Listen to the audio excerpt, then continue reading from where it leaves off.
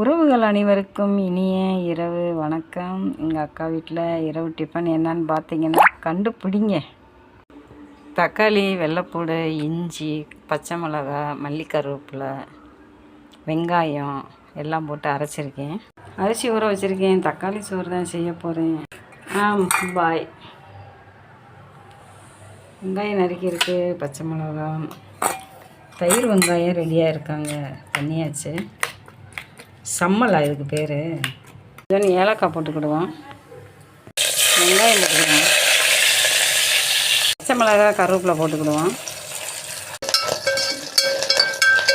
இப்படி தான் பொன்னிறமாக கருகி இருக்கணும். மல்லிப்பொடியும் மிளகாய் பொடியும் போட்டுக்கலாம். அரைச்சி வச்ச பேஸ்ட்டை ஊற்றிக்குவோம். பேஸ்ட்டை ஊற்றிருக்கு, நல்லா இவங்க கொதிக்கட்டும்.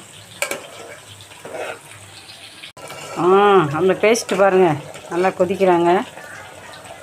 பச்சை மிளகா, கொத்தமல்லி, கருவேப்பிலை, வெள்ளைப்பூடு, இஞ்சி, வெங்காயம், தக்காளி எல்லாம் ஃபைன் பேஸ்ட்டாக அரைச்சிட்டேன்.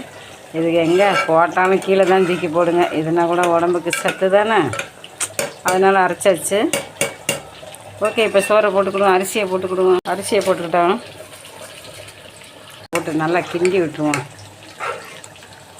அப்போ தான் அதில் எண்ணெயெல்லாம் பிடிச்சி கொஞ்சம் அரிசி சாப்பாடு உடையாமல் இருப்பாங்க. 1-2 தண்ணி ஊற்றிக்கிடுவோம், போட்டுக்கிடுவோம். கொஞ்சம் தூக்கலாக தான் இருக்கணும், வேகும்போது சரியாக இருக்கும்.